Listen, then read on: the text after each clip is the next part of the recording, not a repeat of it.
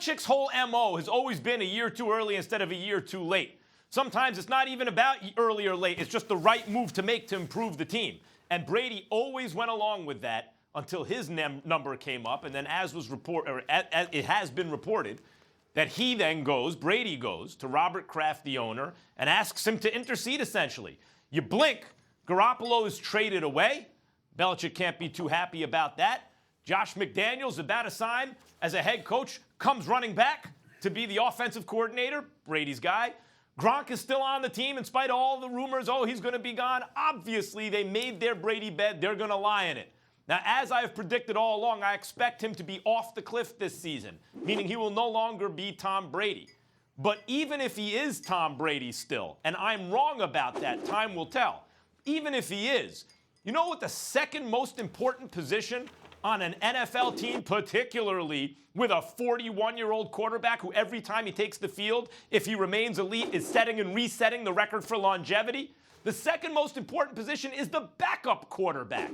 So, of course, the Patriots have to take a quarterback. Doesn't necessarily have to be Lamar Jackson. I suspect his draft stock is rising anyway, may not be there when the Patriots pick. But Belichick is going to have to identify a quarterback in this draft. If he's not in the draft, some other team's backup maybe, and bring him on. And here's the thing about Belichick, guys. It's not just the identifying of the talent. It's the development of it. And that gives the Patriots an enormous advantage. Belichick is going to have to not only identify a guy he thinks he can bring into the fold, but then actually develop him. And they're going to have to do it right now because they had a couple guys who aren't there anymore. Brissett in Indianapolis and obviously Garoppolo in San Francisco. They must draft a backup.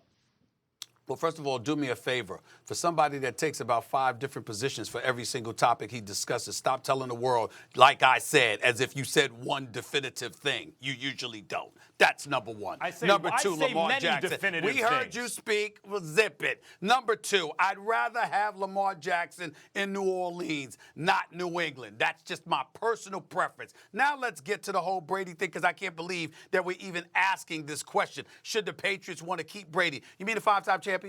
You mean a 5-time champion who just finished throwing for 500 yards in the Super Bowl? You mean a 5-time champion who just threw for 500 yards in the Super Bowl, who was a league MVP caliber player? You mean that Tom Brady who would not want to keep him? He's got the experience. He still has the arm strength. He has, obviously, the football acumen, the savant that he is on the football field. He knows the system backwards and forwards, and he no longer has to worry about Garoppolo because y'all got rid of him. So since that's the case, why wouldn't you want to keep him? That is the epitome of obviousness, for crying out loud. Now, having said all of that, let's also, I said I'll let you speak. Hold on. Now that we've got all of that out the way, let's be clear about something here.